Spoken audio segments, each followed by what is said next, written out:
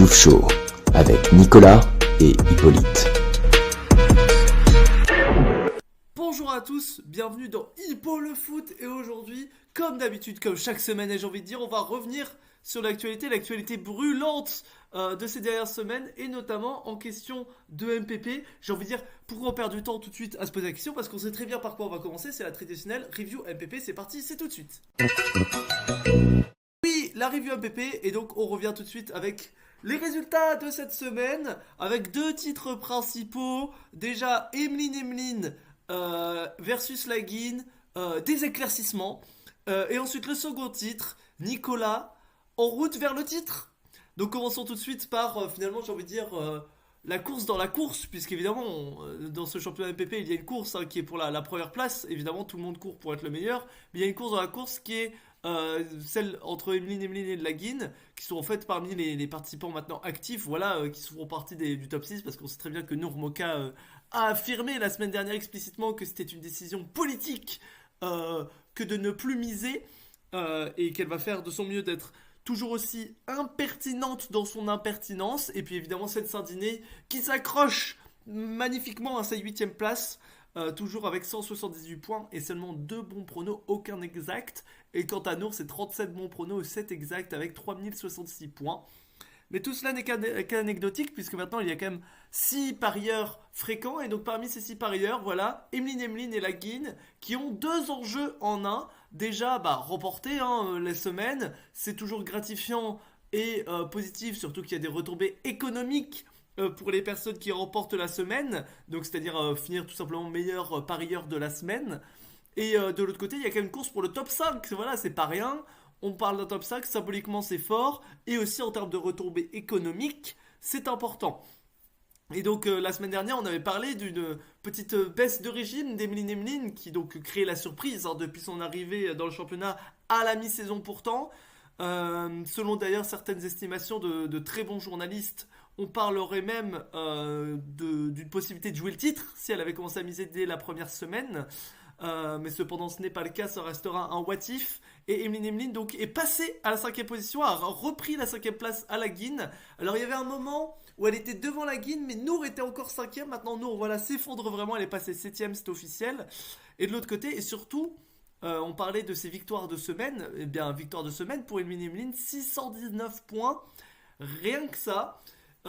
Et donc on peut regarder tout de suite, on va revenir tout de suite d'abord sur le classement général et après on va regarder en détail les résultats de la semaine. Mais du coup si on regarde le classement général, donc avec Emeline qui passe maintenant du coup à la 5ème place. Et pourtant j'aime beaucoup souligner cette statistique, on voit deux styles diamétralement opposés entre Emeline et Laguine, puisque bon, maintenant avec cette très très bonne semaine d'Emeline, elle a vraiment pris le dessus sur Amaury avec 3968 points de son côté, alors qu'Amaury n'a que 3572, donc plus de 400 points d'écart maintenant. Évidemment c'est rattrapable puisqu'elle a creusé cet écart en seulement une semaine, mais c'est quand même significatif. Mais surtout dans les styles, regardez, Emeline c'est 54 bons pronos, seulement 6 scores exacts, alors de l'autre côté Laguine c'est 43 bons pronos, donc 11 de moins, mais le double de pronos exacts, 12 pronos exacts, c'est assez incroyable je trouve. Et de semaine en semaine on voit que cette tendance se réaffirme. Et puis ensuite en parlant de tendance, eh bien les tendances changent en haut du classement. On avait vu du coup un Nicolas Lantenois qui assurait petit à petit mais qui faiblissait un petit peu. Et avec notamment Hippo Darbo et un Redugno au grand retour. Et bien là Nicolas Lantenois a remis un coup, bientôt la barre des 10 000 points pour le Rémois. Très belle performance de Nicolas, on va revenir sur sa performance de la semaine. Mais du coup sur le classement général déjà comme impact, on voit du coup maintenant une vraie large ouverture. Voilà, quasiment 4000 points d'avance sur Hippo Darbo. Redugno est gardé à 1000 points de distance. On sait très bien que le Kabilo nantais commence à émerger comme une potentielle menace pour Nicolas avec une fin de saison, ou du moins un début de deuxième tiers de saison assez canon, tout aussi canon que lui d'ailleurs. Mais Redugno commence à plafonner un petit peu. Peut-être que l'enjeu le prend, je ne sais pas. On ne sait pas encore. On lui demandera peut-être en interview prochainement, puisque dans Hippo le Foot, on fait de l'investigation, on fait des interviews. On essaiera peut-être de lui demander comment se sent-il vis-à-vis de ça. Peut-être qu'il commence à avoir la pression et en même temps peut-être une certaine décompression, vu que Lucas Coutu continue tout simplement de plafonner. Donc Redunio a quand même une certaine marge, 600 points d'avance, pardon, pour le podium. Donc il est dans un ventre mou, il faut qu'il réussisse à reprendre un petit peu de poil de la bête pour peut-être aller chercher la deuxième place d'Hippo Darbo qui lui est pourtant promise depuis très longtemps. Et donc maintenant, si on revient sur le résultat de la semaine, parce que évidemment, on a parlé d'Emeline Emeline et ses 619 points, revenons, essayons de comprendre sa victoire, voilà, avec une régularité assez dingue, un seul prono manqué, c'était entre Monaco et Strasbourg. Elle avait tenté la grosse cote, le match nul 0-0 entre Monaco et Strasbourg. Ce n'est pas arrivé avec la victoire assez large de Monaco 3-1 contre les Strasbourgeois. Mais par contre, c'est un bon prono entre Rennes et Nantes 3-1. Et elle avait annoncé 3-1, le résultat était 2-1 à un but près du score exact. Paris Saint-Germain-Le Havre, score, elle avait annoncé la victoire, bon, elle avait annoncé un score ambitieux, 4-3, mais bon, le PSG a gagné 2-1. Seulement 24 points à prendre d'ailleurs sur ce match qui est très intéressant. On va juste faire un détail sur ce match, parce que c'est assez intéressant en fait, comment on empoigne cette journée-là. Alors tout le monde a misé sur une victoire de Paris, si je ne m'abuse. Non, Redunio et Lucas Coutu avaient annoncé un nul, avaient tenté évidemment, à quoi bon tenter 24 points, alors qu'on a vu une autre stratégie de l'autre côté, du côté d'Hippo Darbo, de se dire c'est sûr Paris va gagner, autant capitaliser, bonus McDo, x2 points. Alors malheureusement, à un but près de Soumaré, il y avait même un score exact à la clé, mais malheureusement il n'y en a pas pour Hippo Darbo. Revenons du coup sur les pronos d'Emeline Emeline. On voit aussi une victoire avec un score exact du LOSC contre l'AGA, 3-1, c'est un score très rare, plus 50 points malgré tout, c'est une très très belle performance.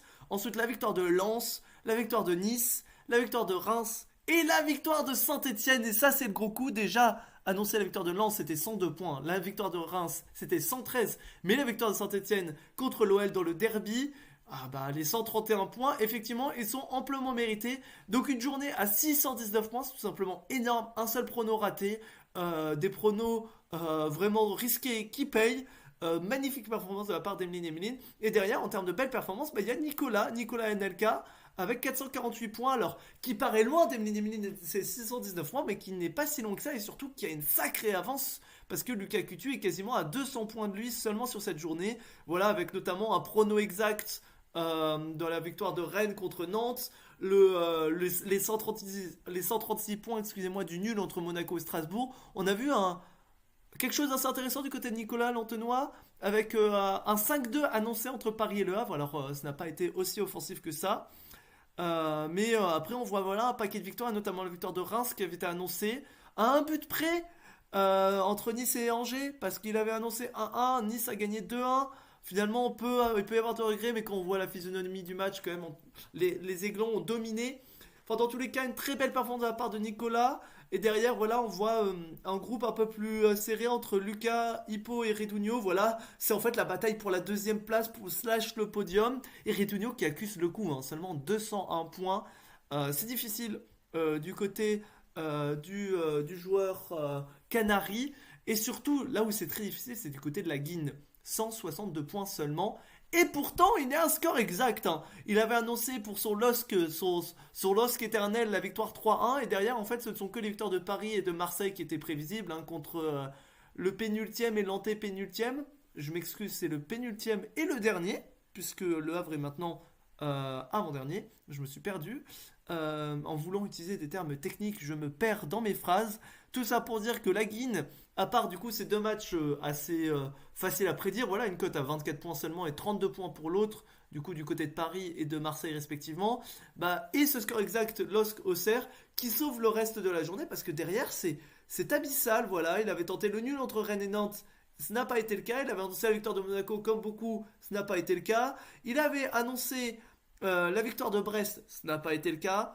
Pourtant c'était une cote assez favorable aussi avec 93 points. Il avait annoncé un nul, un peu sorti de nulle part entre Nice et Angers. Cette fois-ci c'est le résultat auquel on pouvait s'attendre qui est tombé. Il avait annoncé un nul entre Reims et Toulouse, c'était bien senti, une cote à 109 points, c'est intéressant pour un match nul.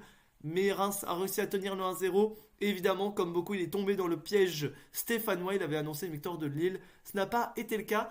Donc, on voit des coups risqués qui n'ont pas payé et des coups assurés qui n'ont pas payé non plus. Voilà une journée à oublier pour la Guine qui va essayer de de peut-être se rattraper. Enfin, j'espère qu'il va essayer au moins pour accrocher ce top 5 qui, vu la forme d'Emeline Emeline, va être difficile à accrocher. Mais sait-on jamais peut-il faire quelque chose?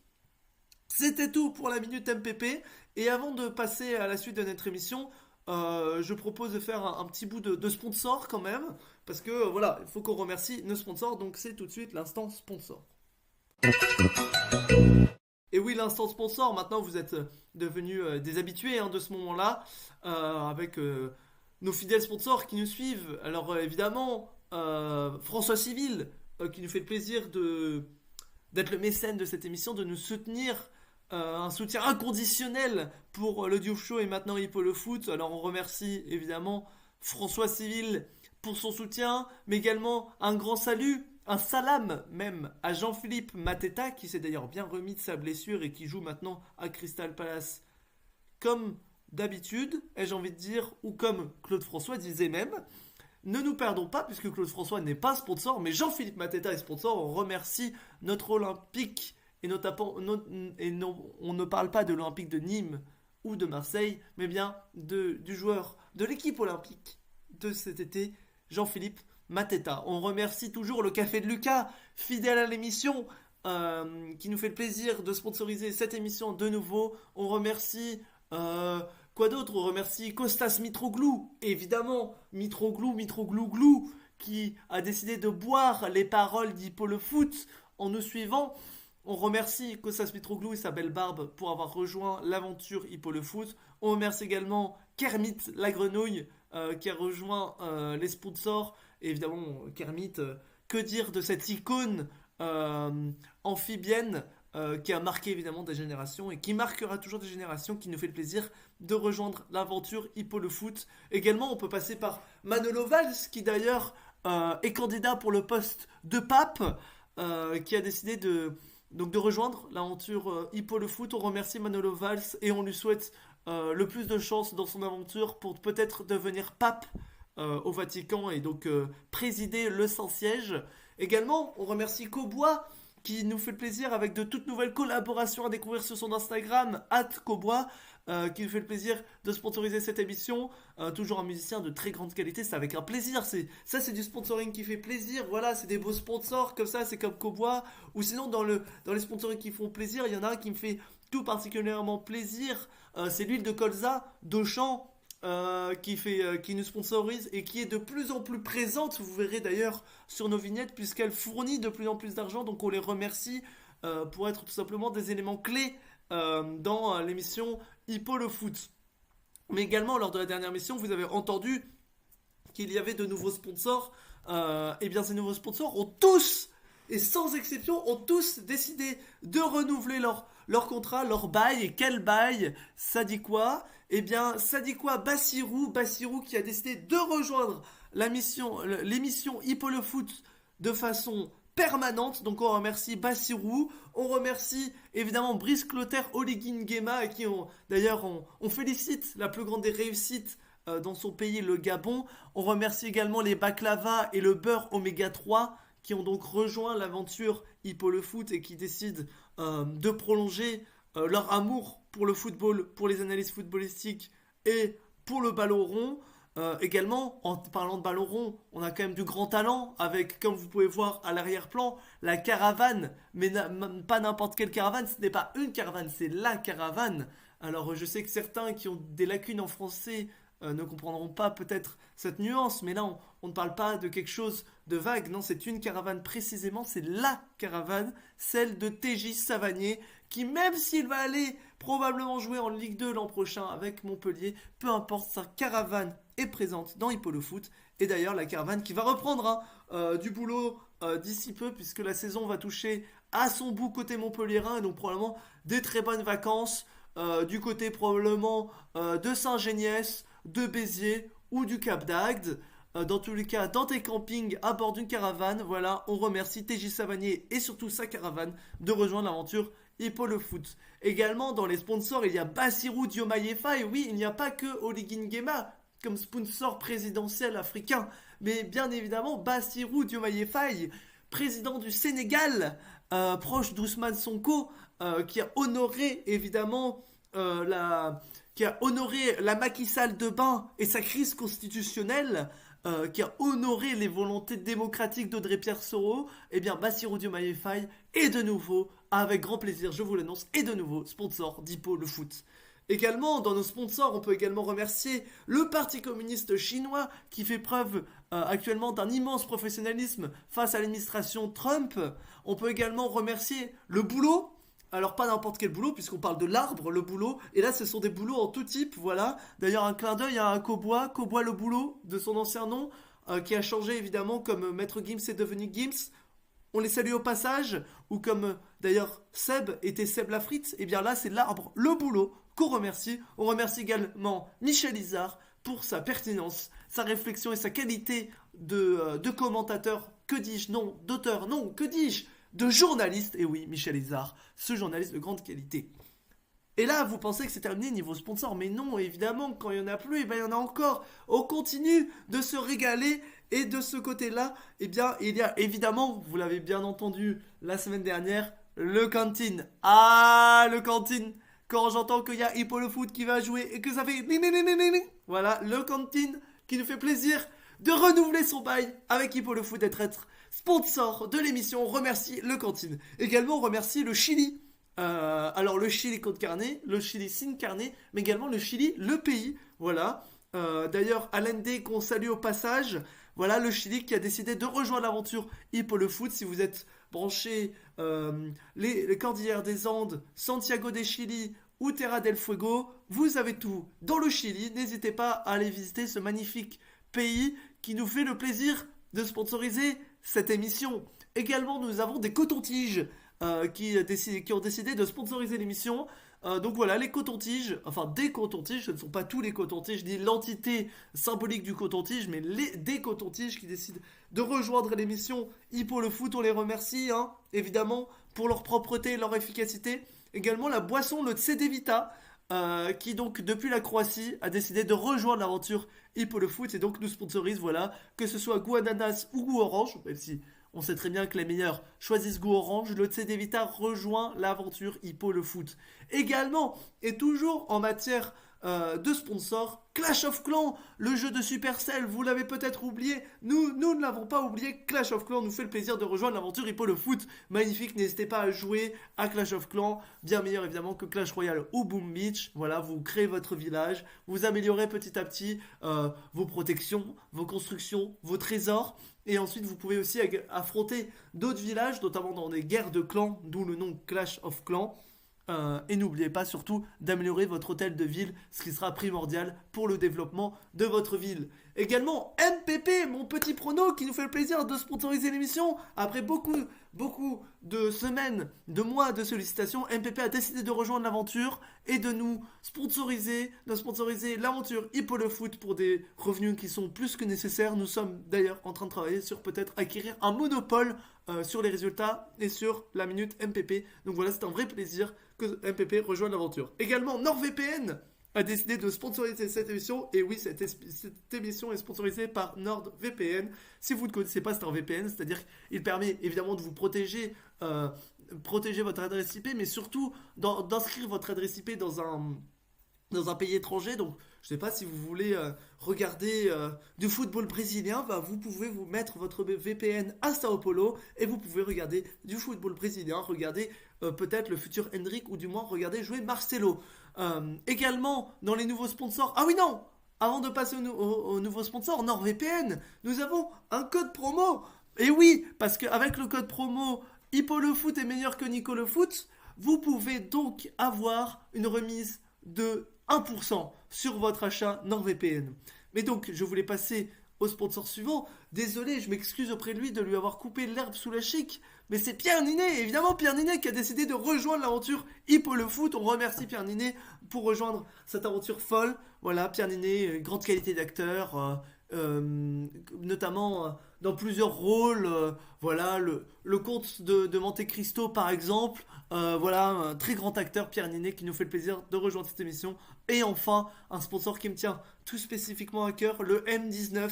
conçu et fabriqué par Alstom, financé évidemment par Île-de-France Mobilité. Ben voilà, c'est tout nouveau matériel roulant des métros de Paris, tout simplement, qui va arriver d'ici la fin de cette année, en 2025, sur la ligne 10. Et oui, la ligne 10 qui va devenir attractive grâce à ce M19 et qui va remplacer petit à petit les trains en circulation, que ce soit sur la 3, la 3 bis, et oui, la 3 bis existe, la 7 bis, et oui, la 7 bis existe, la 8, la 10, la 12 ou la 13. Voilà le M19 qui nous régale et qui décide donc de devenir mécène de cette émission.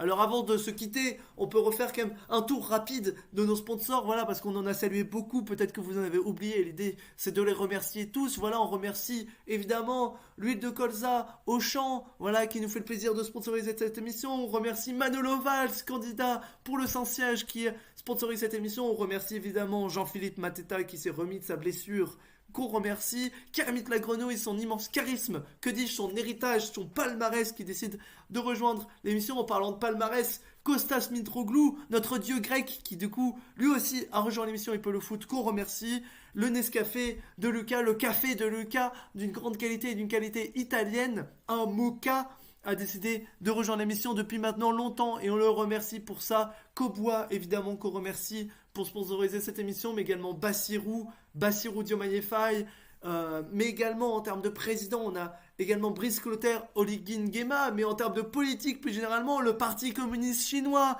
on peut également parler des baklava, des oméga 3, voilà, ça c'est de la bonne nourriture du sud de l'Angleterre, ça nous fait énormément plaisir, on peut également parler de la caravane d'OTJ Savanier, la bonne vieille caravane, j'ai envie de dire que ça me donne même un côté chaud comme la guine, cette caravane. On peut également parler de l'arbre, le boulot, de Michel Izard, de le cantine, mais également du pays, le Chili, du Chili sin carne, du Chili sin carne et du Chili con carne, excusez-moi, je me perds dans mes mots à force, mais on remercie ces trois Chili de nous sponsoriser, on remercie évidemment des cotons-tiges, on remercie le CD Vita, on remercie Supercell qui via Clash of Clans soutient immensément notre émission, on remercie MPP évidemment, mon petit prono aussi qui se décline sous la forme de mon petit gazon, qu'on remercie avec leur chèvre déjà iconique, on remercie NordVPN, n'oubliez pas, code promo, 1% de remise si vous mettez Hippo le foot, c'est bien meilleur que Nico le foot en code.